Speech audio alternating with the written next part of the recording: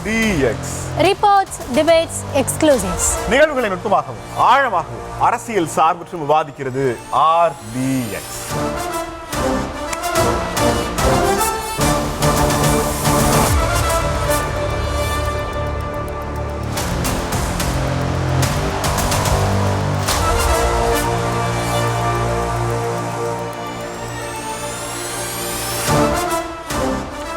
Reports, debates, exclusives, RDX உங்களை வரவேற்பது மகிழ்ச்சி. இன்றைய விவாதங்களுக்கான தலைப்புச் செய்திகளை முதல்ல பார்த்துடலாம். மீண்டும் தொடருமா திராவிட முன்னேற்ற கழகம்? அதிரடி காட்டுமா அண்ணா திராவிட முன்னேற்ற கழகம்? திருப்பம் தருமா தமிழக வெற்றி கழகம்? தமிழகத்தை வஞ்சிப்பவர்களுக்கும் வளர்ச்சியை தடுப்பவர்களுக்கும் நான் எப்போதும் டேஞ்சர் தான் என வீடியோ வெளியிட்ட முதலமைச்சர் மு.க.ஸ்டாலின். திமுக இருக்கும் வரை பாஜகவோ அதன் மக்கள் விரோத சித்தாந்தங்களோ தமிழ்நாட்டுக்குள் நுழைய முடியாது எனவும் எச்சரிக்கை. திமுக ஆட்சிக்கு முடிவு கட்ட தமிழ்நாட்டு மக்கள் முடிவு செய்துவிட்டதாக தன் கடைசி கட்ட பிரச்சாரத்தில் பேசிய எதிர்க்கட்சி தலைவர் எடப்பாடி பழனிசாமி.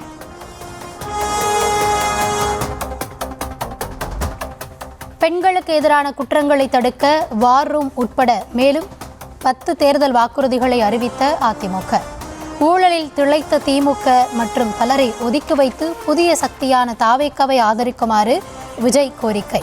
அதிமுக பெயரை சொல்லாமல் மற்றும் பலர் எனவும் விமர்சனம். பாஜகவுடன் அதிமுக நேரடி கூட்டணி என்றும் திமுக மறைமுக கூட்டணி வைத்துள்ளதாகவும் குற்றச்சாட்டு.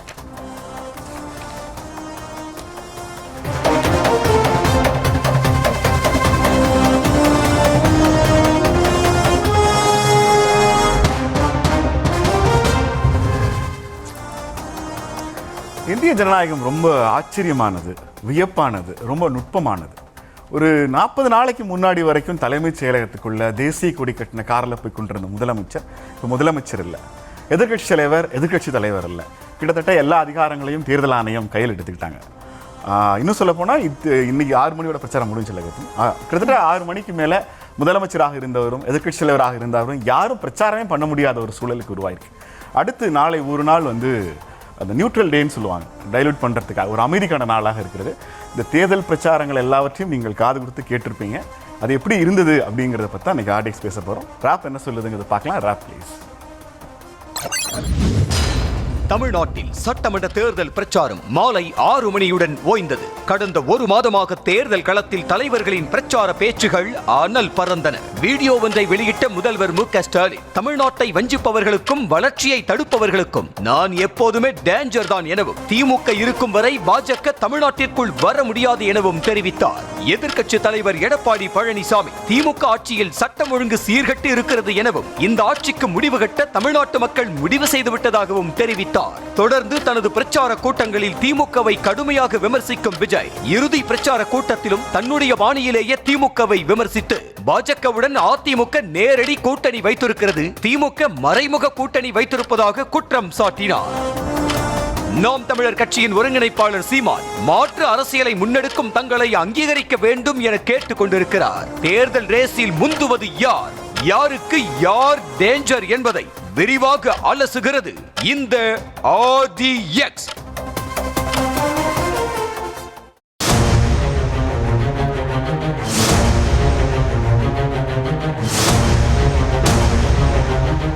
பாஜகவுக்கு துணை போன துரோகத்தின் முழு உருவமான பழனிசாமியுடைய அடிமை அதிமுக துரத்தடிக்கப்படணும்.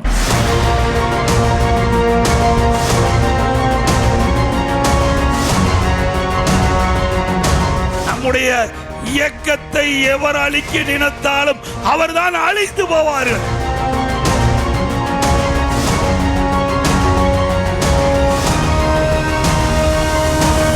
மக்கள் ஆல்ரெடி டிசைட் பண்ணிட்டாங்க. இந்த திமுகவும் வேணாம் மற்றும் பலரும் வேணாம், முக்கியமா இந்த பாஜக வேணவே வேணாம். Already decided.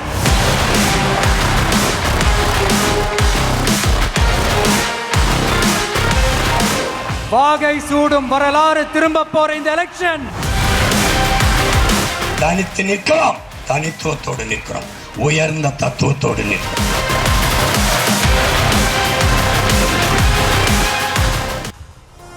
நீங்க 4 பேர் இருந்தாங்க தமிழ்நாட்டுக்கு டேஞ்சர். என்ன பிரச்சாரம், என்ன அடிதடி. என்ன ஆர்ப்பாட்டம், என்ன ஆர்ப்பரிப்பு. இல்லை, இதுக்கு நடுவில் சில பேர் என்ன ஃபீல் பண்ணாங்க அப்படின்னா, வெஸ்ட் பெங்காலுக்கு 29ஆம் தேதி தானே எலெக்ஷன், அப்போ வச்சிருக்கலாம்ல, இன்னும் கொஞ்ச நாள் இந்த தலைவர்கள் பேசுறது, ஒவ்வொருத்தரும் என்ன சொல்றாங்க, இன்னும் கொஞ்ச நாள் இது எங்களுக்கு இந்த பரபரப்பு இருந்திருக்கும். உண்மையிலே கௌதமி, எப்படா எலெக்ஷன் பிரச்சாரம் ஓயும் நான் வெயிட் பண்றேன். உண்மையிலே தாங்க முடியாது. என்னப்பா டென்ஸ் வந்து வழக்கமாக திமுக அதிமுக இருக்கும், பட் தாவேக்காவோட என்ட்ரி இந்த விதை வந்து 4 முனைன்னு சொல்றாங்க. ஆக்சுவலாக அது 4 முனை இல்லை, அது ஒரு மல்டிபிள் முனையாகவே மாறிச்சு. ஆர்டிஎக்ஸ் கலந்துருக்கிற ஃபர்ஸ்ட் கொஸ்டின் ப்ளீஸ். திமுகவையும் பாஜகவையும் பெயர் சொல்லி விமர்சிக்கும் விஜய் அதிமுகவை மட்டும் மற்றும் பலர் என விமர்சிப்பது ஏன்? ஓகே, அதாவது இந்த கேம்பெயின் நம்ம ஒட்டுமொத்தமாகவே பேசுகிறனால தாவேக்காவை பொறுத்த வரைக்கும் இந்த முறை அவங்க விக்கிரவாண்டியில் இருந்தே நீங்கள் பார்த்தீங்க அப்படின்னா யாரை பிரதானப்படுத்துகிறாங்க அப்படின்றதுல அவங்க ஆரம்பத்துலேருந்தே ரொம்ப கிளியராக அதை எப்படி கொண்டு சேர்க்கிறாங்க, எவ்வளவு காலம் அவங்களுடைய பரப்புரை, இதெல்லாம் தாண்டி அவங்க சொல்ல வந்த விஷயத்த ஆரம்பத்துலேருந்தே ஒரே மாதிரி சொல்லிக்கிட்டே இருந்தாங்க. திரும்ப திரும்ப ரிப்பீட்டிவாக அதை சொல்லிக்கிட்டே இருந்தாங்க. அது சென்று சேர்ந்ததா அப்படின்னா களம் வரைக்கும் சென்று சேர்ந்துருக்கிறது. அது ஏதோ ஸ்லோகன் மாதிரி எல்லாருமே சொல்கிறாங்க. யாரை கேட்டாலும் அதை தாவேக்கு ஆதரவு இல்லை எதிர்ப்பு எந்த நிலையில் இருந்தாலும் அவருடைய அந்த பேச்சினுடைய சாராம்சம் அவர் என்னவா கருதி அதை சொன்னாரோ இல்லை இப்படி தான் போய் சேரும்னு நினச்சி சொன்னாரோ தெரியல. ஆனால் அது போய் சேர்ந்துருக்கா அப்படின்னா போய் சேர்ந்துருக்கு. அதாவது அனைத்து தரப்பட்ட வயது அனைத்து தரப்பு மக்களையும் அது சென்று சேர்ந்திருக்கிறது அப்படின்றத பார்க்க முடியுது.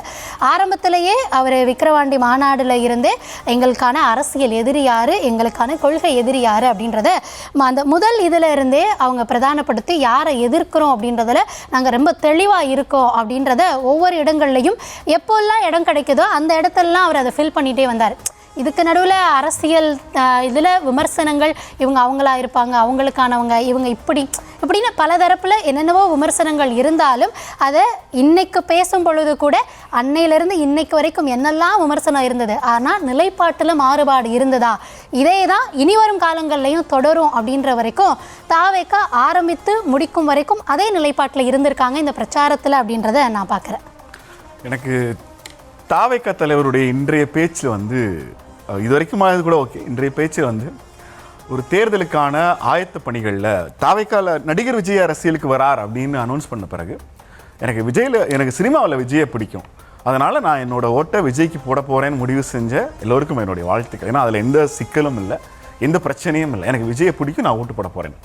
ஆனால் விஜய் முன்வைக்கிற அரசியல், விஜயனுடைய கொள்கைகள், அவர் எதிர்க்கட்சிகளை அல்லது ஆளுங்கட்சியை விமர்சிக்கிற துணி, பிரச்சனைகளில் அவர் எடுக்கிற நிலைப்பாடு, தமிழ்நாட்டோட ஜீவாதார பிரச்சனைகளுக்கு அவர் முன்வைக்கிற தீர்வு, திமுக அதிமுகவுக்கு மாற்றுன்னு அவர் முன்வைக்கிற தேர்தல் அறிக்கை, இது எதுவுமே அரசியல் ரீதியாக தமிழ்நாட்டினுடைய ஸ்டாண்டர்டுக்கு எந்த வகையிலும் நிகரானதில்லை. ஒரு 18 வயதுக்கு மேற்பட்ட வயது வந்தோருக்கான தேர்தலில் உங்கள் வீட்டு சின்ன பிள்ளைங்கள்ட்ட பேசி நீங்கள் உங்கள் அப்பா அம்மாவை கன்வின்ஸ் பண்ணி ஓட்டு போட வைங்கிறது அது ஒரு குறுக்கு வழி கூட கிடையாது, அது ஒரு ஏமாற்று வழி. அது ஒரு அரசியலை எதிர்கொள்வதற்கான சரியான வழி இல்லை. அப்படி ஒரு அரசியலை ஒருபோதும் எந்த நாட்டிலையும் யாரும் எடுத்துகிட்டு வரக்கூடாது. குழந்தைகள் சொன்னால் பெற்றவங்க ஓட்டு போடுவாங்களா இல்லையாங்கிறது 2வது கேள்வி. ஆனால் உங்கள் ஓட்டு வயது வந்தவர்களிடம் கேட்கப்பட்டிருக்கணும். அந்த குறைந்தபட்ச அறம் ஒன்று இருக்குது. அந்த அறம் பற்றியும் தாவேக்கா பற்றியும் நம்ம பேசுறதுல எந்த விஷயங்களுமே இல்லை. குழந்தைகள்கிட்ட ஓட்டு கேட்குற ஒரு நபர் ஏன் அதிமுகவை மற்றும் பலர்னு சொன்னாருங்கிற கேள்விக்கு பதிலே இல்லை. விஜய் குழந்தைகள்கிட்ட பேசட்டும், அவர் குழந்தைகள்கிட்ட மட்டும் பேசட்டுங்கிறது தான் என்னுடைய பதில். அதான் நெல்சனோட நிலைப்பாட்டிலே எந்த மாற்றம் இல்லை அப்படின்றது தெரியுது. முதல் நாள் எப்படி தாவேக்கா விமர்சிக்க ஆரம்பித்தாரோ அதை விட இன்னும் கூடுதலாக அந்த பக்கம் டுவர்ட்ஸ் அப்படின்ற மாதிரி மாறி இருக்குது அப்படின்றத புரிஞ்சுக்க முடியுது. அவர் முன்வைத்த விஷயங்கள் என்ன, இதுக்கு தீர்வா அதெல்லாம் பேசினாரா அப்படின்றத தாண்டி இதுவரைக்கும் முன்வச்சவங்க இல்லை தீர்வுன்னு வந்தவங்க அதை முழுமையாக செஞ்சாங்களா, பிரச்சனையை களத்திலேருந்து அகற்றினாங்களா இல்லை குறைக்கவாத செஞ்சாங்களா அப்படின்றதுல இல்லை. அந்த க்ரைம் ரேட்லாம் இன்னும் ஏறி இருக்குது. இன்னும் பல விஷயங்களை இந்த பரப்புரையில் எதிர்த்தரப்புலேருந்து இன்னும் பலதரப்பட்ட விஷயங்கள் எல்லாமே இங்கே பேசப்பட்டிருக்கு. இந்த தேர்தல் பரப்புரைகளில் ஆண்ட அரசு எதிலெல்லாம் சறுக்கியது, அதனால் மக்கள் எதிலெல்லாம் பாதிக்கப்பட்டார்கள் அப்படின்றதும் பேசப்பட்டிருக்கு. அப்போது தீர்வன் முன் வச்சவங்க அந்த தீர்வை கொடுத்தாங்களா இல்லை கொடுக்கல, அதையும் தாண்டி அதாவது இதெல்லாம் நடக்குது, நாங்கள் தீர்வை உருவாக்கி தருவோம், இளைஞர்களுக்கு இவ்வளவு செய்வோம், அவங்களுக்கானதெல்லாம் நாங்கள் பண்ணிடுவோம், அதாவது முறித்து நாங்கள் வெட்டி எல்லாத்தையும் அப்படியே சரி பண்ணிடுவோம் அப்படின்னு வந்து நின்னவங்க செஞ்சவங்க இன்னைக்கு மீண்டும் அதில் முக்கால்வாசி திரும்ப வாக்குறுதிகளை கொடுக்கறதோ இல்லை அதையே தவறு இருக்குது, அப்போ அந்த தவறை சரி செய்கிறதுக்கு மீண்டும் ஒரு வாய்ப்பு அப்படின்றதோ எந்த வகையில் நியாயம்? அப்போ இந்த பக்கம் ஒரு கேள்வி எழுப்புறோன்னா சரிசமமாக நடுநிலையாக நின்று நம்ம அந்த பக்கமும் அந்த கேள்விகள் எழுப்பணும். இந்த பக்கம் கண்ணை கட்டிப்போம், அந்த பக்கம் மட்டும் தொட்டதுக்கெல்லாம் குத்தம் சாட்டுருவோம் அப்படின்றது எந்த வகையில் சரியாக இருக்கும்? அப்போ இந்த பக்கமும் என்னென்ன தவறுகள் அப்படின்றத அதில் தவறு இருக்குன்னு சொல்கிறப்பவே நீங்கள் சொல்கிற தரவில் தவறு இருக்குது அப்படின்னு சுட்டி காட்டிட்டு அதில் இல்லாதப்போ, அதாவது ஒட்டுமொத்தமாக கண்ணை மூடிட்டு போக வேண்டாமே. எல்லா தரப்புலையும் என்ன பிள்ளை இருக்குது, எல்லா தரப்புலையும் இதை அவங்க சரியாக செய்யணுமா, ஆமாம் செய்யணும், இது தவறு, ஆமாம் தவறு அப்படின்னு எல்லா தரப்புலையும் சுட்டி காட்டலாம். அதுதானே நம்ம நடுநிலையாக இருக்கிறதுக்கான அர்த்தம். அப்படி இல்லாமல் இந்த பக்கம் தவறு இருந்தாலுமே அது மேம்பட்டது, இதில் அவங்க பண்ணுறாங்க அப்படின்னாலுமே வர்றதுக்கு முன்னாடி இவ்வளோ குற்றச்சாட்டுகள் இவ்வளோ அடித்து ஒடுக்கி அந்த பக்கம் ஆகவே ஆகாது அப்படின்ற ஒரு பிம்பத்தை ஏற்படுத்தி அதை முற்றிலுமாக அந்த பக்கம் மக்கள் எண்ணம் இருந்தாலும் அது அந்த பக்கம் சாய்ந்திடக்கூடாது அப்படின்னு தடுக்கிறதுக்கான கருத்துருவாக்கங்கள் இந்த முறை நிறையா இருந்ததையும் பார்க்க முடிந்தது. இல்ல, நடுநிலைன்னு ஒண்ணு கிடையாது. திரும்ப எல்லாவற்றையும் சரிசமமாக நடுநிலையா இல்லாதவங்களுக்கு அப்படித்தான். தமிழ்நாடு சந்திக்கிற பிரச்சனை என்ன, தமிழ்நாடு சந்திக்க போகிற பிரச்சனை என்னன்னு பார்க்கிற போது அந்த பிரச்சனை யாரால் ஏற்படுகிறதோ அவர்களுக்கு எதிரான இடத்துல போய் அந்த பிரச்சனையை யாரால் சரி செய்ய முடியுமோ, இந்த தீர்வு தமிழ்நாட்டினுடைய பெரும்பான்மை மக்களுக்கு ஆதரவான தீர்ப்பாக இருப்பதற்கு யார் போராடுகிறார்களோ, யார் உழைக்கிறார்களோ அவர்கள் பக்கம் போய் நிற்பதுதான் அறம், அவர்கள் பக்கம் போய் நிற்கிறதான் நீதி. நடுநிலைன்னு நாம எல்லாவற்றையும் சரிசமப்படுத்த முடியவே முடியாது. அப்படி ஒரு கருதுகோள் இதழியல்லையே இல்லை. ரெண்டாவது கேள்விக்கு போகலாம். Second question please.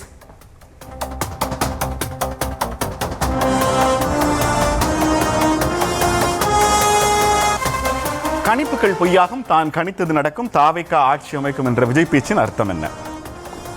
இல்லை, அதாவது கணிப்புகளை பொறுத்த வரைக்கும் இந்த முறை, அதாவது ஓவராலாக நம்மளே எலெக்ஷனுக்கு முன்னாடி, அதாவது இந்த கூட்டணி எல்லாம் உருவாகி அவங்களுக்கான இடங்கள் இதுக்கெல்லாம் ஒரு கிட்டத்தட்ட ஒரு 3-4 மாதத்துக்கு முன்னாடி நம்ம பேசணுன்னா கூட கிரவுண்டில் எப்படி இருக்கும் அப்படின்னு பார்க்குறப்போ ஓகே, ஓரளவு இந்த பக்கம் கூட்டணி முடிவாகலை, இன்னும் யார் போய் சேர போகிறாங்கன்னு தெரியல, இவங்க கூட்டணியை இன்னும் உருவாக்காமல் இருக்காங்க, வருவாங்களா இல்லை இவங்க மட்டும் வருவாங்களா அப்படின்ற மாதிரிலாம் இருந்தது. இன்னொரு தரப்பில் தனியாக நிற்கிறாங்க, புதுவரவு இருக்குது, இவங்க வாக்கை மட்டும் பிரிக்க போகிறாங்களா அப்படின்ற ஒரு கணிப்பு இருந்தது. ஆனால் திமுகவை பொறுத்த வரைக்கும் 2019 இருந்து தொடர்ச்சியாக ஒரு கூட்டணியை வச்சிருக்காங்க. அந்த கூட்டணி அப்படியே நீடிக்குமா, அதாவது இந்த கூட்டணி தொடர்பான குழப்பங்கள் எல்லாம் ஏற்படாத பொழுது நான் பேசுகிறேன்.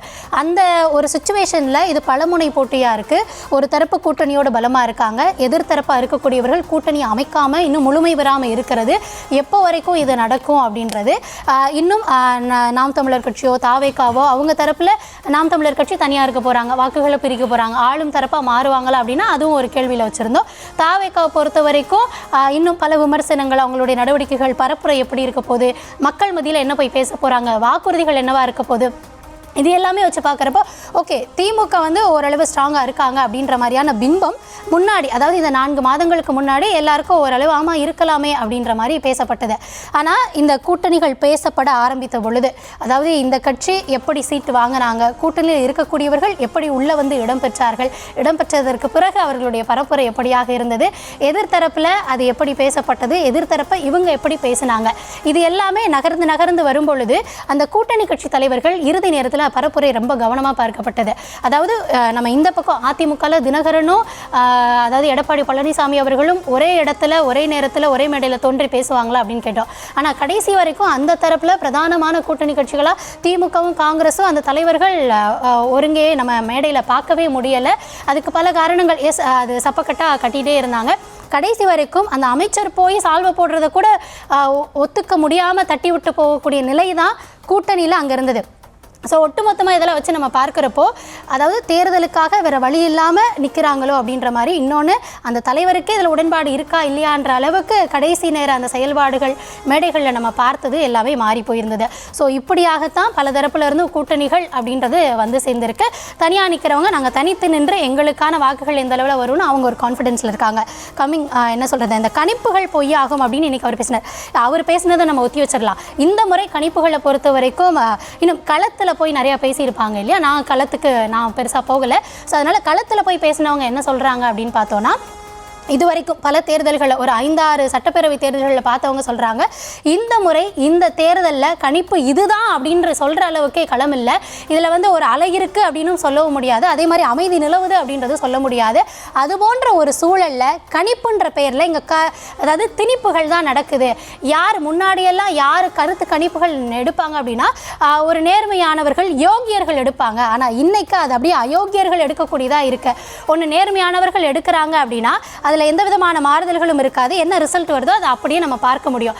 ஆனால் இன்னைக்கு இருக்கக்கூடிய சூழலில் இந்த கருத்து கணிப்புகள் நடத்துறதுக்கே ஒரு ஆட்பலம் தேவைப்படுகிறது, அதே மாதிரி பண பலமும் தேவைப்படுகிறது. அதை இருக்கிறவங்க பண்ணுறப்போ அது நேர்மையாக வருதா அப்படின்ற ஒரு கேள்வி எழுப்புறாங்க. எப்படி அது நேர்மையாக வரமாட்டேங்குது அப்படின்னா காசு போட்டு எடுக்கிறவங்க அவங்களுக்கு சாதகமாக வருதான்னு பார்க்குறப்போ அது வரலன்றப்போ அங்கே சில மாற்றங்களை செய்கிறாங்க. அதாவது இன்னைக்கு வரக்கூடிய கருத்து கணிப்புகள் எல்லாம் ஓவர் த டெஸ்கில் இருந்து நம்ம நினைக்கிற நம்பர்ஸாக 100, 150, 180, 200 ஏன் ஒட்டுமொத்தமாக 230 எழுதிட்டு போயிடலாமே அப்படின்ற அளவுக்கு கருத்து கணிப்புகள் வருது. இன்னொன்று அவங்க கேட்குற கேள்வி, உங்கள் சாம்பிளோட அளவு என்னவா இருக்குது, எத்தனை பேர்கிட்ட போய் நீங்கள் எடுக்கிறீங்க, ஆண்கள் பெண்கள் சமூகத்தவர்கள் எத்தனை பேரை நீங்கள் இது பண்ணி எடுக்கிறீங்க, அதில் வந்து அந்த எரர் அப்படின்ற ஃபேக்டர் அது எந்த அளவுக்கு இருக்க போகுது, இது எல்லாமே இன்னைக்கு ஒரு கருத்து திணிப்பாக தான் இருக்குது அப்படின்றத பல்வேறு ஜேர்னலிஸ்ட் இன்றைக்கி பேசுகிறப்ப நம்ம கேட்க முடியுது. அப்போது வெளிவரக்கூடியது எல்லாமே ஒரு தரப்பில் இருந்து கோரப்பட்டு வருகிறதா இல்லை இருக்கிறது வருதா அப்படின்ற கேள்வி தான். அதனால் இந்த முறை கணிப்புகளுக்கு இடமே இருக்காது அப்படின்றது நான் சொல்லலை, ஜேர்னலிஸ்ட் பல பேர் சொல்லியிருக்காங்க, அதை நம்ம பார்க்க முடியுது. மீண்டும் தொடரும் அதிமுக, அதிரடி காட்டுமா அதிமுக, திருப்பும் திருமா தாவேகா. பிரச்சாரங்கள் ஓய்ந்திருக்கிறது. இந்த பிரச்சாரங்கள் எப்படி நடந்தது அப்படிங்கிற புள்ளியிலேருந்து நம்ம இன்னைக்கு ஆர்டிக்ஸ் பேசிட்டு இருக்கோம். கணிப்புகள் பொய்யாகும், தான் கணித்தது நடக்கும், தாவேகா ஆட்சி அமைக்கும் என்கிற விஜய் பேச்சின் அர்த்தம் என்ன? எனக்கு நான் தனிப்பட்ட முறையில் ஒரு விஜய் ஃபேன். கிட்டத்தட்ட ஒரு இங்கே தலைமுறை வந்து ஒரு நல்ல ட்ரெஸ் பண்ணுறது, கையில் காப்பு போட்டுறது, கழுத்தில் செயின் போடுறதுன்னு 2 தலைமுறை ஆட்களுக்கான ரசனையை ஸ்டைலை சொல்லி கொடுத்த ஒரு ஸ்டைலிஸ்ட் ஐக்கான் வந்து விஜய். சோஷியல் மீடியா வந்த பிறகு சோஷியல் மீடியாவை ரூல் பண்ணுறதுக்கான ஒரே கதாநாயகனாக இருக்கிறவரும் விஜய் தான். கிட்டத்தட்ட தமிழ் திரையுலகத்தோட சூப்பர் ஸ்டார். அப்படிப்பட்ட ஒரு நபர் அரசியலுக்கு வருகிற போது அப்பார்ட் ஃப்ரம் பாலிசிஸ், கொள்கைகள், கருத்து முதல்கள், வலதுசாரி இடதுசாரிக்கெல்லாம் அப்பாற்பட்டு ஒரு மிகப்பெரிய கவர்ச்சி இருக்கிற ஒரு நடிகர் கட்சி தொடங்கி தேர்தலை சந்திக்கிற போது வெற்றி பெறுகிறார் இல்லைங்கிறதெல்லாம் தாண்டி அவர் தனது கட்சி நிர்வாகிகளை, தொண்டர்களை, வேட்பாளர்களை எப்படி அணுகுனாரு, எப்படி வச்சுக்கிட்டாரு அப்படிங்கிற புள்ளி ரொம்ப முக்கியமான ஒன்று. அந்த வகையில் பார்க்குற போது தாவேகாவினுடைய முதல் தோல்விங்கிறது ஏன் அவர் வந்து ஆட்சிக்கு வருவோங்கிற கணிப்பு நடக்காதுங்கிறதுக்கான சிம்பிள் லாஜிக் வந்து திமுக பலமாக இருக்காங்க, அதிமுக பலமாக இருக்காங்கிறதில்ல. தாவேகாவோட 234 தொகுதி வேட்பாளர்களும் முதல்ல விஜய் பக்கத்தில் நிற்கலை. 234 தொகுதிகளுக்கும் விஜய் பிரச்சாரத்துக்கு போகலை. எனக்கு ரொம்ப ஆச்சரியமான ஒன்றா என்ன இருக்குன்னா, சினிமாவில் 7 மணிக்கு ஷூட்டிங்னா 7 மணிக்கு போகணுங்கிற அளவுக்கான ஒர்க் ப்ரொஃபஷனலிசம் ஃபாலோ பண்ணுற விஜய் ஒரு தேர்தலுக்கு தயாரானது, தேர்தல் பிரச்சாரங்களுக்கு தயாரானது, வேட்பாளர்களுடனான பிரச்சாரத்துக்கு தயாரானதுன்னு இது எல்லாவற்றிலும் எந்தவித அக்கறையும் கவலையும் இல்லாமல் இருந்ததுங்கிறது ரொம்ப மோசமான ஒன்று. அதுவும் ஸ்ரீரங்கம் தொகுதியில் வேட்பாளர் வண்டிக்கு பின்னாடி ஓடுனதும், காரைக்குடி வேட்பாளர் பவுன்சர்களோட சண்டை போட்டு மேலே ஏறினது மாதிரியான காட்சிகளை பார்க்குற போது நீங்கள் சினிமா உச்சபட்ச நடிகராக ரசிகனுக்கு இருக்கலாம், உங்கள் கட்சி தொண்டர்களுக்கும் நிர்வாகிகளுக்கும் வேட்பாளர்களுக்குமே நீங்கள் இன்னும் சினிமா நடிகராக இருந்தீங்கன்னா எப்போ நீங்கள் அரசியலாளர்களாக மாற முடியும்? தந்தை பெரியார்கிட்ட இருந்து பிரிஞ்சு அண்ணா திமுகவை தொடங்கின போது பெரியார் கடவுள் இல்லைன்னு சொல்லிட்டு பிள்ளையார் சிலையை தூக்கி போட்டு உடைக்கிறவராக இருக்காரு. நீங்கள் அவரோட சீடர், நீங்கள் எப்படி போய் வாக்கு கேட்டு ஜெயிக்க போறீங்கன்னு கேட்கிற போது அண்ணா தேக்கத்தில் இருந்த, நம்பிக்கை இழந்திருந்த தொண்டர்களுக்கு நான் பிள்ளையாருக்கு தேங்காயும் உடைக்க மாட்டேன், பிள்ளையார் சிலையும் உடைக்க மாட்டேன்னு ஒரு ஸ்டாண்ட் எடுக்கிறார். ஒன்றே குலம் ஒருவனே தேவன். தயக்கத்தில் இருக்கிற, மயக்கத்தில் இருக்கிற, குழப்பங்களில் இருக்கிற தொண்டர்களை தெளிய வைக்க வேண்டிய, அவர்களை கைப்பிடித்து அழைத்து செல்ல வேண்டிய பொறுப்பு ஒரு தலைவனுக்கு உண்டு. தமிழ்நாடு அது மாதிரியான நிறைய தலைவர்களை தமிழ்நாடு வரலாறு முழுக்க பார்த்துருக்கு. 2026 ஏன் ஆச்சரியமானதுன்னா, பிரச்சாரத்துக்கு வர மறுத்த, வேட்பாளர்களை சந்திக்க மறுத்த, கிட்டத்தட்ட தேர்தலை எந்த வகையான ஒரு சீரியஸ் பிஸ்னஸாகவும் நினைக்காத, ஒரு வெக்கேஷன் ட்ரிப் மாதிரி வந்து போய் கொண்டிருந்த விஜய்க்கு மொத்த தாவேகா தொண்டர்களும் நிர்வாகிகளும் ரசிகர்களும் அவரை இழுத்துட்டு வர்றாங்க. அந்த வகையில் தமிழ்நாட்டு அரசியலில் தலைவன் வழிகாட்டுவதற்கு பதிலாக தலைவனை தூக்கி சுமக்கிற தொண்டர்கள் தமிழ்நாட்டில் இருக்கிறார்கள்னு காண்பிச்ச வகையில் தாவேகாவினுடைய தொண்டர்களுடைய இந்த பிரம்மாண்ட உழைப்பு தேர்தல் வெற்றியாக சாத்தியப்பட்டிருக்கணும். அதை தேர்தல் வெற்றியாக, மெட்டீரியலைஸாக, சீட்டாக மாற்ற முடியாமல் போனால் அந்த உழைப்பு குறைவுங்கிறது அது நடக்காமல் போனதற்கான முழு முதற் காரணமும் தாவேக தலைவர் விஜயாக இருப்பார். அவருடைய கணிப்பு பொய், மற்ற கணிப்பு பொய்யாகும், தான் கணிச்சது நடக்கும்னு. உண்மையிலேயே அவர் கணிச்சது நடக்கிறதுக்கான எல்லா சாத்தியக்கூறுகளும் இருந்து அதை அவரே தடுத்துக்கிட்டார் அப்படிங்கிறது தான் இந்த தேர்தலோட சோகம். அடுத்த கேள்விக்கு போகிறேன். இருக்க சொல்கிறதுக்கு பேசி முடிச்சிட்டிங்களா? சொல்லுங்க. சரி, ஓகே. இல்லை என்னன்னா, அதாவது தாவேக தோக்கணும் அப்படின்னு எதிர்பார்க்குறவங்களுக்கு கூட இன்னும் ஒரு 4 முறை விஜயை பார்த்துருக்கலாமே, பார்க்கறதுக்கான வாய்ப்பு கிடைச்சிருந்தா நல்லா இருக்கும் அப்படின்னு நினைக்கிறது ஆப்வியஸாக இருக்க தான் செய்யும். இன்னும் கொஞ்சம் அவர் வந்து கொஞ்சம் எல்லாருக்கும் நெல்சனுக்கும் தெரிகிற மாதிரி கொஞ்சம் முகத்தை காமிச்சிருந்தாருனாலும் நல்லா தான் இருக்கும். ஆனால் என்னன்னா, இன்னைக்கு இருக்கக்கூடிய அதாவது 2021 தேர்தலும் 26 தேர்தலும் ஒன்றானா கிடையாது. அதே மாதிரி அன்றைக்கு இருந்த இந்த சமூக ஊடக அந்த மக்களை சென்று சேருவது இன்றைக்கு அதிகமாக இருக்கிறது. இந்த இதில் தேர்தலில் தலைவர்கள், அதாவது திமுக பொறுத்த வரைக்கும் எங்களுக்கு எதிரி பாஜக, மாநில நலனை நாங்கள் காக்குறோம் அப்படின்னு அவங்க நிறுத்தினாங்க. அதிமுகவை பொறுத்த வரைக்கும் இங்கே இருக்க அடிப்படையே கேள்வி எழுப்பினாங்க. பாதுகாப்பு எப்படி இருக்குது, மக்களுக்கான விஷயங்கள் எப்படி இருக்குது, சட்டம் ஒழுங்கு எப்படி இருக்குது, நீங்கள் சொன்ன விஷயங்கள் எல்லாம் செஞ்சீங்களா, இன்னும் சட்டம் ஒழுங்கு, போதைப்பொருள் இப்படின்னு பல விஷயங்களை அவங்க முன்னிறுத்தினாங்க. தாவேகவும் அதே போல் திமுக செய்த ஊழல்களில் தொடங்கி திமுக அமைச்சர்கள் மேலே இருக்கக்கூடிய குற்றச்சாட்டுகளில் துவங்கி இன்னைக்கு முதற்கொண்டு என்னென்ன சம்பவங்கள் நடந்திருக்கு அப்படின்றது குறிப்பிட்டு அவங்க மேடைகள் எல்லாமே பேசியிருக்காங்க. இன்னொன்று இவங்க பேசினது, அதாவது இவருக்கு என்னென்னா அவர் ரோட்டில் இறங்கி நடந்து வர்றதுக்கான சூழல் இருந்ததா அப்படின்னா சூழலும் இல்லை. இப்போ கூட அதாவது முன்னமே தாவேக தரப்பில் சொல்லப்பட்டது எங்களுக்கான அனுமதியை மிக பெரும் கேள்விக்குள்ளாக்கியிருந்தாங்க. ஆனால் இப்போ அவர் ரோட்டில் நடந்து போகிறாரு, அவர் ரோட்டில் போய் வாக்கு சேகரிக்க போகிறாரு, இன்றைக்கி ரோட் ஷோ பண்ணுறாரு. இதையே ஏன் தேர்தல் ஆணையம் அவங்க கைக்கு வர்றதுக்கு முன்னாடி பண்ணதெல்லாம் ஏன் இல்லை அப்படின்றதும் கேள்வியாக இருக்குல்ல. இன்னொன்று இங்கே கமிஷனரை மாற்றணும்னு அவங்க கோரிக்கை வைத்தது, அதற்கு பின்னாடியான செயல்பாடுகள், இப்படின்னு ஒவ்வொன்றா தொட்டு தான் நம்ம இவங்களுடைய செயல்பாடுகளையும் பார்க்க வேண்டியதாக இருக்கு. இல்லை அவர் பொது வழியில் வராதனால இதெல்லாம் மாறப்போகுதா அப்படின்னா கிடையாது. ஏற்கனவே மக்கள் தங்களுடைய வாக்கு யாருக்கு அப்படின்றத அவங்க தீர்மானிச்சிருப்பாங்க, யாருக்கு போட போகிறோம் அப்படின்றதையும் தீர்மானிச்சிருப்பாங்க. இன்னொன்று ஒரு கட்சியாக அவங்க செய்ய வேண்டியது யாரை எதிர்த்து நிற்கிறோம், தங்களுக்கு ஏன் அவங்க மாற்றா தங்களை நினைக்கணும் அப்படின்றத அவங்க கொண்டு போய் சேர்க்கணும். அந்த வகையில் இந்த முறை களத்தில் பல முனை போட்டியாக இருந்தாலும் தொடர்ந்து அவங்க செஞ்ச பரப்புரையே இந்த பக்கம் டிவிக்கு, இந்த பக்கம் டிஎம்கே, அப்படி தான் களம் இருக்குது அப்படின்றத அவங்க திரும்ப திரும்ப பேசி அதை வந்து களத்தில் ஒவ்வொரு வீட்டுக்கும் அவங்க கொண்டு போய் சேர்த்துருக்காங்க.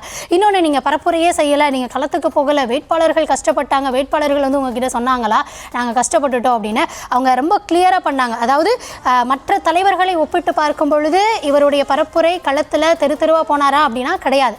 ஆனால் அது இல்லாமையும் மக்கள் ஆதரவு இருக்கானா அது இருக்கிறது அப்படின்றதா. ஒன்னே ஒன்று, அவர் வந்து விஜயை தாண்டி அவருடைய சிம்பலை கொண்டு போய் சேர்த்திருக்காரு. இந்த சின்னத்துக்கு நீங்கள் பண்ணீங்கன்னா அது எங்களுக்கான வாக்கா வரும் அப்படின்னு. 234 தொகுதியிலையும் அந்த கட்சியை சார்ந்த வேட்பாளர்கள் யாருன்னு எல்லாருக்கும் தெரியுமானா பெரும்பாலான இடங்களில் நீங்கள் கேட்டிங்கன்னா தெரியாமல் கூட இருக்கலாம். ஆனால் யாருக்கு வாக்களிக்க போகிறீங்க அப்படின்னு கேட்குறப்போ அந்த சின்னத்தையும் அந்த தலைவரையும் அவங்க குறிப்பிட்டு சொல்கிறாங்க இல்லையா. அப்போ அந்த வகையில் சென்று சேர்ந்திருக்கிறது அப்படின்றதா. அதாவது எதிர்த்தரப்பில் இருந்து இந்த தரப்புக்கு எதிராக பேசலாம் தான், ஆனால் அதுக்காக ஒட்டுமொத்தமாக அதாவது குறைபாடுகள் அவங்க வந்து ஆரம்பத்துலேருந்தே களத்தில் வந்திருக்கணும் அப்படின்னா அதுக்கான வாய்ப்பு இல்லை அப்படின்னு அவங்களே சொல்கிறாங்க. இன்னொன்று, அவங்க வந்து வேட்பாளர்கள் அப்படின்னா வேட்பாளர்கள் யாரும் வந்து அவங்க வந்து எதுவும் குறை சொல்லியே.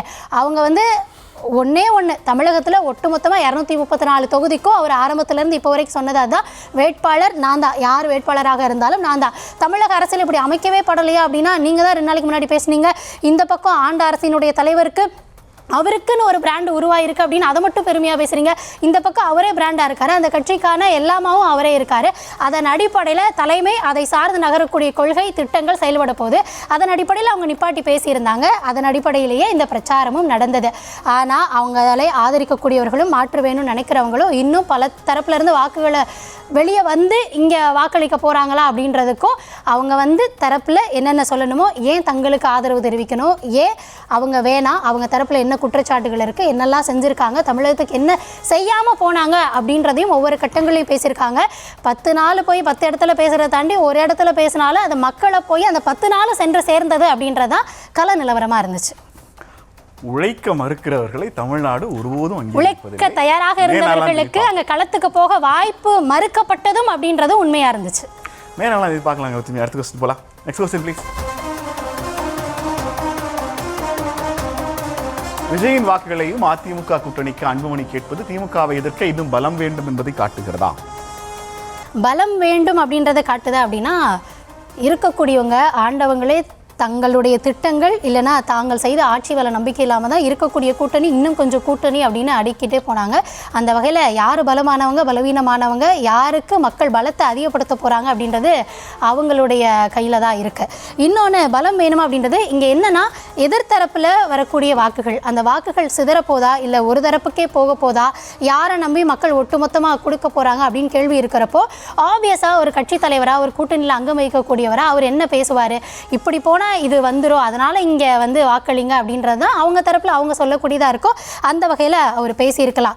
இன்னொன்று இங்கே தொடர்ந்து என்ன சொல்லப்படுது அப்படின்னா அங்கே வாக்கு நீங்கள் செலுத்தினீங்கன்னா அது சதறிடும் அப்படின்னு. அது எப்படி, அதாவது எத்தனை சதவிகிதம் வாக்கு செலுத்த போகிறாங்க அப்படின்றது தெரியாது, யாருக்கு செலுத்த போகிறாங்க அப்படின்றதும் தெரியாது. அப்படி எதுவுமே இல்லாமல் ஒருத்தருடைய பலம் பலவீனம் இன்னும் நமக்கு தெரியவே தெரியாது. அந்த வகையில் அவங்க ஒரு சிதறடிக்கக்கூடியவங்களாக மட்டுமே இருப்பாங்க அப்படின்னு தொடர்ந்து 10 பேர் சேர்ந்து பேசினா அந்த போய் உண்மையாயிருமா அப்படின்ற மாதிரி திரும்ப திரும்ப நீங்கள் போய் போட்டு அது இவங்களும் வராமல் அவங்களும் வராமல் திரும்ப அவங்களே அதெல்லாம் கிடையாது. ஒட்டுமொத்தமாக அந்த 10 பேர் அதை பேசிக்கிட்டே இல்லாமல் அவங்க போய் பண்ண வேண்டியதை பண்ணாங்க அப்படின்னா யார் வரணும்னு அவங்க மனசுக்குள்ளே இருக்கோ அவங்க வருவாங்க அப்படின்றதான். திரும்ப திரும்ப நீ போய் இந்த ஓட்டு 9 ஓட்டு அங்கே இருக்கும், ஒரு ஓட்டு இங்கே சதறிடும் அப்படிலாம் கிடையாது. அதாவது உங்களுக்கு மனசில் யாரோ அவங்கள போய் இது பண்ணி ஓட் பண்ணாலே அது கணிப்புகள் வர்றப்போ வரட்டும், அந்த கணக்கு என்ன அப்படின்றது அன்றைக்கி தெரியட்டும். ஆனால் இன்னொருத்தவங்க இன்ஃப்ளூயன்ஸ் பண்ணி நம்மளுடைய வாக்குகளை மாற்றக்கூடாது அப்படின்றது என் தரப்பு வாதம். அதிமுக கூட்டணிக்கு திமுகவை எதிர்க்க இன்னும் பலம் வேண்டுமென்றால் விஜயின் வாக்குகளும் வேண்டும்னு அன்புமணி கேட்டது சரி. விஜயின் வாக்குகளும் இருந்தால் அதிமுக ஜெயிக்க முடியும். நெக்ஸ்ட் கேள்வி போகலாம். Next question please. தொகுதி மறுவரை விவகாரத்தை திமுக கையாண்ட விதம் அதிமுகவுக்கு பின்னடைவா? தொகுதி மறுவரை விவகாரத்தை, அதாவது இது என்னென்னா இந்த டீலிமிட்டேஷனை பொறுத்த வரைக்கும் இந்த இடத்துல தான் திரும்ப இன்றைக்கி தாவை கலர்ந்து பேசியிருந்த ஞாபகம் வருது. நான் அடிக்கிற மாதிரி அடிக்கிறேன், நீ அழுகிற மாதிரி அழுவு, களத்தில் என்ன அப்படின்றத பார்த்துப்போம் அப்படின்ற மாதிரி தான் செஞ்சாங்களோ அப்படின்னு. எப்படி இது தோற்று போகும்னு தெரிஞ்சே அவங்க கொண்டு வருவாங்களாம். இவங்க 2/3 வேணும், அதுக்கு இது பண்ணி தோக்கடிப்பாங்களாம். பார்த்தீங்களா நாங்கள் என்ன பண்ணிட்டோம் அப்படின்ற மாதிரி. இது எல்லாமே பார்க்குறவன்லாம் யாரா அப்படின்ற மாதிரி தான் ஒரு கேள்வியாக இருக்குது. இன்னொன்று திமுக, அதாவது என்னென்னா அதாவது தேர்தல் தேதி நெருங்கி வர பொழுது ஒரு கரெக்டான ஒரு ஸ்டண்ட்டாக இருந்ததா அப்படின்னா இருக்கும்னு நினச்சாங்க. ஆனால் அதுக்கு எடுபடலை அப்படின்றதான். பெரும்பான்மை மக்களுக்கு இவங்க என்ன பண்ணாங்க அப்படின்றதே சென்று சேர்ந்ததா அப்படின்றது. ஏன்னா அவ்வளவு நெருங்கி வந்துருச்சு, அந்த நேரத்தில் நடத்தப்பட்டது போய் சேர்ந்ததா அப்படின்னு. இதை தாண்டி அவங்க செஞ்சுருக்க வேண்டியது என்ன அப்படின்னா, இல்லை இந்த முறை என்ன செஞ்சாங்க அப்படின்னா, அதாவது இந்த விஷயங்கள்லாம் இருக்குது, மத்தியில் இருக்கவங்க பிரச்சனை, இதை சரி இங்கேருந்து நம்ம சமாளிக்கிறது இதெல்லாம் நடக்குதா அப்படின்னா தொடர்ந்து நடக்குது. அது எந்த ஆட்சியாக இருந்தாலும் யாராக இருந்தாலும் மத்தியிலேயே கூட்டணியிலேயே இவங்களே இருந்தாலும் அதை நடத்த விட்டுட்டு வேடிக்கை பார்க்குறது இது எல்லாமே நடக்கதான் செய்யுது. ஆனால் இங்கே களத்தில் இந்த முறை தீர்வு காண வேண்டிய விஷயங்கள் என்னவா இருக்குது அப்படின்ற ஒரு பிரச்சனை இருக்குது இல்லையா. தொடர்ந்து இங்கே இருக்கக்கூடிய பெண்களுக்கான பாதுகாப்பு பல மேடைகள்லையும் இந்த முறை பிரச்சாரத்தை பொறுத்த வரைக்கும் அதுதான் பெருமளவில் கேள்விக்குள்ளாக்கப்பட்டது. இந்தியாவை நீங்கள் பாருங்கள், தமிழகத்தில் எப்படி இருக்குது அப்படின்னா, தமிழ்நாட்டுக்குள்ளே என்ன இருக்குன்னு பாருங்கள். சென்ற ஆட்சியில் இந்த ஆட்சியில் என்ன இருக்குது அப்படின்னு ஒவ்வொரு விவாதங்களையும் நம்ம பேசுகிறப்ப சைடுக்கு சைடு இவ்வளவு உங்கள் தரப்பில் செஞ்சுருக்காங்க, இவ்வளவு அவங்க தரப்பில் செஞ்சுருக்காங்க. அப்போ ஒட்டுமொத்தமாக யாருமே இங்கே சரியா இல்லையா அப்படின்ற ஒரு கேள்வி வருதுல்ல. இத்தனை எண்ணிக்கை மறுவரை அதை தான் சொல்கிறேன். ஏன்னா இந்த பக்கம் போனால் இருக்கிற பிரச்சனை வெளியே வரும்ல, அதை நீங்கள் மடைமாற்றுறது சரிதான், நீங்கள் அந்த தரப்புலேருந்து அதை தான் செய்ய முடியும். இருந்தாலும் அந்த பிரச்சனைகள் எல்லாம் தாண்டி இன்றைக்கி களத்தில் இந்த பிரச்சனையை அவங்க பேசியிருக்காங்களா, அதை தான் நான் சொல்ல வரேன். பெண்களுக்கான பாதுகாப்பு இன்றைக்கி கூட செய்யாறில் என்ன நடந்தது, 15 வயசு பிள்ளைக்கு என்னாச்சு. ஏன்னா தமிழகம் இதுவரைக்கும் கேட்டுறாத கூட்டு பாலியல் வன்கொடுமைகளை ஒவ்வொரு செய்திகள்லையும் ஒவ்வொரு நாள்லையும் கேட்குறோம். கேசஸ் எந்த அளவுக்கு அதிகமாகிட்டே போகுது. அதில் பெண்களுக்கான பாதுகாப்பை யார் வழங்குவாங்களோ, யார் வழங்காம அதை தவற விட்டாங்களோ அவங்களுக்கு என்ன முடிவு அப்படின்றத மக்கள் எடுக்க வேண்டிய இடமா தான் இது இருக்கே தாண்டி இந்த தொகுதி மறுவரையறையாக அவங்க ஒரு எலெக்ஷனுக்காக கொண்டு போய் சேர்க்கணும் அப்படின்னு ட்ரை பண்ணாங்க. ஆனால் அது மக்கள் மத்தியில் சேர்ந்ததா அப்படின்றது கேள்வி. ஆனால் பெண்களுக்கான பாதுகாப்பை வழங்கணும் அப்படின்றது எல்லாருமே இன்னைக்கு பேசுகிறாங்க. சட்டம் ஒழுங்கு பேசுகிறாங்க, போதைப் பொருள் தொடர்பாக பேசுகிறாங்க. ஏன்னா போதைப் பொருளை பொறுத்த வரைக்கும் அடுத்த இது ஒரு தலைமுறைக்கான தேர்தல் அப்படின்னு பார்க்குறப்போ அந்த தலைமுறையே இன்னைக்கு கேள்விக்குள்ளாகி இருக்கிறது. எல்லா இடத்துலையும் போதை, நான் உட்பட இன்றைக்கு வெளிச்சம் இல்லாத இடங்களில் தைரியமாக நடந்து போக முடியுதா அப்படின்றதே ஒரு கேள்வியாக இன்றைக்கி மாறி போயிருக்கு. அதற்கு பதிலளிக்கக்கூடிய தேர்தலாக இது அமையும் அப்படின்னு நானும் எதிர்பார்க்குறேன். தொகுதி மறுவரை விவகாரத்தை திமுக கையாண்ட விதம் அதிமுகவுக்கு பின்னடைவு. அதிமுக இந்த விவகாரத்தை கையே ஆளலை, மொத்தமாக பாஜக விட்டுட்டு சரண்டர் ஆகிட்டதுனால திமுக இது ரொம்ப சிறப்பாக கையாண்டாங்க. டெல்லி தமிழ்நாட்டுக்கு என்ன செஞ்சது, என்ன செய்து கொண்டிருக்கிறது, என்ன செய்ய போகிறதுன்னு தமிழ்நாட்டு வாக்காளர்களுக்கு தெரியுங்கிறதுனால எஸ். நெக்ஸ்ட் கொஸ்டின் போகலாம். இங்கே இருக்க பிரச்சனை எதையுமே பேசாமல் அங்கேயே வச்சு அப்படி திருப்பி விட்டுறது. இந்த தேர்தலிலும் பாஜக எதிர்ப்பு திமுகவுக்கு கை கொடுக்கும் என்ற சூழல் உள்ளதா? இல்லை, இந்த தேர்தலை பொறுத்த வரைக்கும் இது வரைக்கும் கை கொடுத்துருக்கா அப்படின்னா அதே தான் நினச்சி இந்த முறையை அவங்க பண்ணாங்க. ஆனால் கை கொடுக்குமா அப்படின்றத பொறுத்து இருந்து தான் பார்க்கணும். 2021 தேர்தல் எடப்பாடி பழனிசாமியினுடைய 5 ஆண்டு கால ஆட்சி, 4.5 ஆண்டு கால ஆட்சி எப்படி இருந்தது, அது மீண்டும் தொடரணுமா வேணாமாங்கிற கேள்வி தான் 2021 இருந்த முக்கியமான கேள்வி. அந்த கேள்விக்கு மக்கள் எடப்பாடி பழனிசாமி தொடர வேண்டாம்னு வாக்களித்தாங்க. முதலமைச்சராக மு.க. ஸ்டாலின் பொறுப்பேற்றார். 2026 தேர்தல் தான் உண்மையிலேயே முதலமைச்சர் மு.க. ஸ்டாலினுக்கான அக்னி பரீட்சை. முதலமைச்சராக மு.க. ஸ்டாலின் தொடர வேண்டுமா வேண்டாமாங்கிற கேள்விக்கு தான் 2026 தேர்தல் பதிலளிக்க இருக்கிறது. பாஜக எதிர்ப்பு மட்டுமே திமுகவுக்கு கை கொடுக்குமானா இந்த தேர்தலில் பாஜக எதிர்ப்பு திமுகவுக்கு கை கொடுக்காது. இந்த தேர்தலினுடைய அடிப்படை அத்தியாயம்ங்கிறது மு.க. ஸ்டாலினுடைய 5 ஆண்டு கால ஆட்சி. இந்த தேர்தல் முடிவுகள் என்பது பாஜகவுக்கும் திமுகவுக்கு எந்த சம்பந்தமும் இல்லை. திமுகவினுடைய 5 ஆண்டு கால ஆட்சிக்கான நேரடி மதிப்பீட்டை வாக்காளர்கள் வழங்க இருக்கிறார்கள். இந்த எலெக்ஷனை வந்து ஒரு ஆன்டி பிஜேபி ஓட்ஸ் கன்சாலிடேஷன் நான் சொல்ல விரும்பல. அப்படி அது அமையறதுக்கும் வாய்ப்பு இல்லை. இந்த தேர்தலில் மு.க. ஸ்டாலின் வெற்றி பெற்றால் 2021-26 சிறந்த ஆட்சி என மக்கள் சான்றிதழ் கொடுத்திருக்கிறார்கள். இந்த 26ல மு.க. ஸ்டாலின் ஆட்சி அமையலைன்னா இந்த ஆட்சி நல்ல ஆட்சி இல்லைன்னு மக்கள் முடிவெடுத்திருக்கிறார்கள். மு.க. ஸ்டாலினுக்கு மக்கள் என்ன மதிப்பு கொடுக்க போறாங்க, மதிப்பெண் கொடுக்க போறாங்க அப்படிங்கிற தேர்தல் முடிவுகளை பார்க்கலாம். அதாவது நெல்சன் சொன்ன மாதிரி இந்த தேர்தல் தான் ஸ்டாலின் வேணுமா வேணாமா அப்படின்றதுக்கான தேர்தலாக இருக்கப்படுது. இந்த 5 ஆண்டு கால ஆட்சிகளை முடிவு செய்ய போகுது அப்படின்றது. இந்த 5 ஆண்டில் நான் ஒரு டேட்டா வச்சிருக்கேன், அதே சொல்லிடலாம் அப்படின்னு நினைக்கிறேன். இந்த 5 ஆண்டு காலத்தில் 39 குழந்தைகள் பாலியல் ரீதியாக வன்கொடுமை செய்யப்பட்டு படுகொலை செய்யப்பட்டிருக்காங்க. இந்த 5 ஆண்டுகளில் 361 பெண் குழந்தைகள் படுகொலை செய்யப்பட்டிருக்காங்க. 2100 பெண்கள் பாலியல் வன்கொடுமைக்கு ஆளாக்கப்பட்டு படுகொலை செய்யப்பட்டிருக்காங்க. இந்த 5 ஆண்டுகளில் 8700 பேர் தமிழ்நாட்டில் கொலை செய்யப்பட்டிருக்காங்க. 62,000 வழக்குகள் பெண்களுக்கு எதிரான குற்றங்களாக நடந்திருக்கு. 27,000 வழக்குகள் அதில் போக்சோ வழக்குகள், இன்னும் 44,000 வழக்குகள் பெண்களுக்கு எதிரான கொடுமை சம்பந்தப்பட்ட வழக்குகளாக இருக்கு. இது பெண்கள் பாதுகாப்பில் மட்டும். இப்படி ஒவ்வொரு துறையாக எடுத்தா அதில் இருக்கக்கூடிய குற்றச்சாட்டுகள் இங்கே பேசுறதே கிடையாது. தலைமையிலிருந்து கடைநிலை வரைக்கும் கடந்து போயிடுறதாலேயே இது சரியாயிருமா அப்படின்றது. எதிர்த்தரப்பில் மட்டும் இதுக்கு வாய் திறந்து பேசல, அதுக்கு விளக்கம் கொடுக்கல அப்படின்னு சொல்கிறோம். இந்த குற்றச்சாட்டுகளுக்கெல்லாம் அதிகமாக பதியப்படுது, அதனால வெளியே தெரியுதா? இன்னும் எப்பொழுதும் போலயே அதை நடக்கிறதையும் தாண்டி பதிவாகிற அளவுகள் கம்மியாக இருக்குது. ஆனாலும் இந்த நம்பர்ஸ் ஒவ்வொரு ஆண்டுகளுக்கும் பாதிக்கு பாதி அப்படியே அதிகமாகுதே, 2 மடங்கு ஆகுதே. இது கேள்விக்குள்ளாக்கப்படல. பச்சை குழந்தையில இருந்து பெரியவங்க வரைக்கும் என்ன நிலைமையில் இருக்குது. இன்றைக்கி யாரை போய் கேட்டாலும் விட்டுட்டு போக முடியல, வீட்டில் தனியாக விட முடியல அப்படின்றாங்க. உட்காந்து எக்ஸாமுக்கு படிக்கக்கூடிய பிள்ளை அதோட அறையில் உட்காந்து படிக்குது, அங்கே பாதுகாப்பு கேள்விக்குள்ளாக்கப்படுது.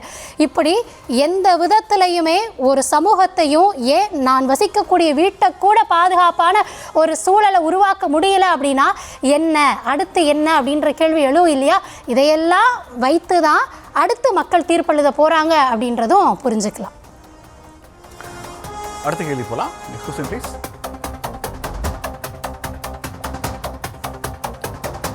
பிரச்சாரங்களில் விமர்சனங்கள் பிரதானப்படுத்தப்பட்டதா, வாக்குறுதிகள் முன்வைக்கப்பட்டதா? தனிப்பட்ட விமர்சனங்கள், அதாவது தேர்தல் களம், பிரச்சாரம், இதில் எல்லாமே தனிப்பட்ட விமர்சனங்களும் இருந்தது. இந்த தரப்புலேருந்து என்ன இப்படி பேசுகிறாங்க, அந்த தரப்புலேருந்து என்ன வார்த்தைகள் இப்படி வருது, அப்படி எல்லாமே இதெல்லாமே இட்ஸ் ஆல் இந்த கேம் அப்படின்ற மாதிரி இருந்தது அப்படின்றத நம்மளால் புரிந்து கொள்ள முடிந்தது. விமர்சனங்களும் இருந்தது. வாக்குறுதிகளை பற்றி பேசணும் அப்படின்னா பொதுவாகவே ஒவ்வொரு தேர்தல்லையும் எங்களுடைய வாக்குறுதி தான் வந்து ஹீரோவாகவே இருக்கும் அப்படின்னு சொல்லுவாங்க. இந்த முறை அதை எல்லாருமே சொல்லிட்டு இருந்தாங்க. இன்னும் ஒரு படி மேலே போய் இது ஹீரோயினாகவே இருக்கும் அப்படின்ற மாதிரிலாம் நம்ம பார்த்தோம். ஸோ வாக்குறுதிகளை பொறுத்த வரைக்கும் மக்களுக்கு என்ன ஆயிடுச்சு அப்படின்னா, சொன்னால் மட்டும் என்ன செய்யவா போகிறீங்க, செய்யலைனா கூட என்ன அதை ஒத்துக்கவா போகிறீங்க அப்படின்ற மாதிரி மக்கள் நீங்கள் வாக்குறுதிகள் அந்த பக்கம் வைங்க, கவர்னன்ஸ் அதாவது உங்களுடைய அட்மினிஸ்ட்ரேஷன், இந்த ஆட்சி, அதை நீங்கள் எப்படி பயன்படுத்துனீங்க, அந்த காலங்களில் நடைமுறை என்னவாக இருந்தது அப்படின்றத மக்கள் பார்ப்பாங்க அப்படின்னு நான் நினைக்கிறேன். அதாவது ஒவ்வொரு தரப்புலையும் விமர்சனங்களையும் முன் வச்சாங்க, வாக்குறுதிகளையும் முன் வச்சாங்க. ஆனால் மக்கள் எதை கவனத்தில் எடுத்துக்க போகிறாங்க அப்படின்றது முடிவில் தான் எதிரொலிக்கும் நான் நினைக்கிறேன். பிரச்சாரங்களில் விமர்சனங்கள் பிரதானப்படுத்தப்பட்டதா, வாக்குறுதிகள் முன்வைக்கப்பட்டதா? இதில் வாக்குறுதிகள் குறித்து ரொம்ப குறைவாக பிரச்சாரம் பண்ணது, தேர்தல் அறிக்கை குறித்து ரொம்ப குறைவாக பிரச்சாரம் பண்ணது தாவேகா. வாக்குறுதிகள் குறித்து நிறைய பிரச்சாரம் பண்ணது, கிட்டத்தட்ட வாக்குறுதிகளை மட்டுமே வச்சு பிரச்சாரம் பண்ணது நாம் தமிழர். ரொம்ப லோவஸ்ட் தாவேக்காவும் ரொம்ப ஹையஸ்ட் நாம் தமிழராகவும் இருக்காங்க. ஆனால் திமுக அதிமுக இந்த ரெண்டு கட்சிகளுக்கு நடுவில் வந்துட்டாங்க. திமுக அதிமுக இரண்டு கட்சிகளுக்குமே இந்த தேர்தல் தங்களுக்கு இடையிலான போட்டி அப்படிங்கிறத மீண்டும் எஸ்டாப்ளிஷ் பண்ணுறதுக்கான தேவை இருந்ததால் முதலமைச்சர் மு க ஸ்டாலின் ஒவ்வொரு மாவட்டங்கள்லையும் மாவட்ட தலைநகரங்கள்லையும் அந்த மாவட்ட தலைநகரங்களுக்கு உட்பட்ட தொகுதிகளோட வேட்பாளர்களை ஒரே மேடையில் அறிமுகப்படுத்துகிறாரு. ஒவ்வொரு தனிப்பட்ட வேட்பாளருடைய பலம் என்ன செஞ்சிருக்காரு, ஏற்கனவே எம்எல்ஏவாக இருந்தால், புதிதாக அறிமுகமாக இருந்தால் அவருடைய தொழில் என்ன, இவங்களுக்கு நீங்கள் ஏன் வாக்களிக்கணுங்கிறதுக்கான எல்லா காரணங்களையும் வரிசைப்படுத்தியிருந்தார். முதல்ல அந்த மாவட்டத்துக்கு 2021 கொடுத்திருந்த வாக்குறுதி என்ன, அந்த வாக்குறுதியில் எத்தனை விஷயங்களை திமுக அரசு நிறைவேற்றி இருக்கிறது. இந்த இடத்துல நாங்கள் ஒரு தொழில்நுட்ப பூங்காவை தொடங்கியிருக்கோம், இங்கே ஒரு அணையை கட்டியிருக்கோம், இங்கே ஒரு நூலகம் கட்டியிருக்கோன்னு அந்த மாவட்டத்துக்கு மாநில அளவிலான பார்வையிலிருந்து தமிழ்நாடு அரசு என்ன செஞ்சிருக்குங்கிற ஒரு பட்டியலை போடுறாங்க. அதற்கு பிறகு தனிப்பட்ட முறையில் இந்த வேட்பாளர்கள், ஃபார் எக்ஸாம்பிள் துரைமுருகன் மாதிரியான வேட்பாளர்கள், இந்த மாதிரியான வேட்பாளர்கள் அந்த தொகுதிக்கு என்ன பண்ணியிருக்காங்க அப்படிங்கிறத அவங்க பணிகளை அவர் பட்டியலிடுறாரு. மூன்றாவது, ஒரு முதலமைச்சராக இந்த மாவட்டத்துக்கு இந்த தொகுதிக்கு அடுத்த 5 ஆண்டுகளில் என்ன பிளான் வச்சிருக்கோம் அப்படிங்கிறதும் அவங்க 2026 தேர்தல் அறிக்கையில் இந்த மாவட்டம் சார்பாக என்னென்ன முக்கியமான கோரிக்கைகளுக்கு நாங்கள் முக்கியத்துவம் கொடுத்துருக்கோங்கிறதையும் முன் வச்சுட்டு இந்த போர்ஷனை முடிச்சுட்டு 2வது கட்டமாக முதலமைச்சர் மு க ஸ்டாலின் எதிர்க்கட்சி தலைவர் எடப்பாடி பழனிசாமிக்கு பதில் சொல்கிற மாதிரியான ஒரு போர்ஷன் வைக்கிறார். இந்த பதில் சொல்கிற போர்ஷன் முடிஞ்ச பிறகு 3வதாக நீங்கள் ஏன் திமுக அரசை திரும்ப தேர்ந்தெடுக்கணும், தமிழ்நாடு அரசு இந்தியாவிலேயே இரட்டை இலக்கத்தில் வளர்ச்சியை அடைந்திருக்கிற ஒரு முக்கியமான மாநிலம், தமிழ்நாடு கிட்டத்தட்ட $1 trillion பொருளாதார வளர்ச்சியை நோக்கி போய்கொண்டிருக்கிறது. சென்னை இன்றைக்கு மற்ற தென்னிந்திய தலைநகரங்களுக்கு இணையான ஒரு இடத்துல சென்னையோட நிர்வாக கட்டமைப்பை உருவாக்கி கொடுத்துருக்கிறோம். இந்த விஷயங்களை எல்லாம் பட்டியலிடுறாரு. இதற்கு பிறகு அவருக்கே உண்டான நகைச்சுவை, சில நேரங்களில் சினிமா பாடல்களை பாடுறாரு, சினிமா பாடல்களை அவர் மாற்றி பாடுறாரு. ஒரு பிரச்சார வடிவம் அப்படிங்கிறது வேட்பாளர் அறிமுகம், அந்த மாவட்டத்தோட பெருமை, அந்த மாவட்டத்துக்கு இந்த 5 ஆண்டுகளில் எதை செஞ்சுருக்கோம், இந்த சட்டமன்ற உறுப்பினர்கள் அது தொகுதிக்கு என்ன செஞ்சுருக்காங்க, அடுத்த 5 ஆண்டுகளுக்கு நாங்கள் என்ன வாக்குறுதி கொடுத்துருக்கோம், இந்த ஒரு போர்ஷனை முடிச்சுட்டு எதிர்க்கட்சி தலைவர் தனக்கு முந்தின நாள் என்ன கேள்விகளெல்லாம் முன் வச்சிருந்தாரோ அந்த கேள்விகளுக்கான பதிலை டேட்டாவோட லைனப் பண்ணுறாரு. அதற்கு பிறகு அந்த மக்கள்கிட்ட பேசி அந்த பிரச்சாரத்தை நிறைவு செய்கிறாரு. இப்படியாக முதலமைச்சருடைய உரை இருக்குது. எடப்பாடி பழனிசாமி அவருடைய உரையை பொறுத்த வரைக்கும் ஏறக்குறைய இதே பாணிதானாலும் இதில் கொஞ்சம் முன்ன பின்ன மாறுதல் இருக்குது. அதிமுக ஆட்சியில் இருந்தபோது அந்த மாவட்டத்திற்கு எடப்பாடி பழனிசாமி என்ன செஞ்சிருந்தாரு, அதிமுக அரசு ஜெயலலிதா இருந்தபோது எடப்பாடி இருந்தபோது என்ன செஞ்சிருந்தாரு அப்படிங்கிறத முழுமையாக பட்டியலிடுறாரு. திமுக 2021 தேர்தல் அறிக்கையில சொன்னதுல எதையெல்லாம் அவங்க செய்ய தவறுனாங்க அப்படிங்கிறத அவர் அங்க ஒரு பட்டியல் போடுறாரு.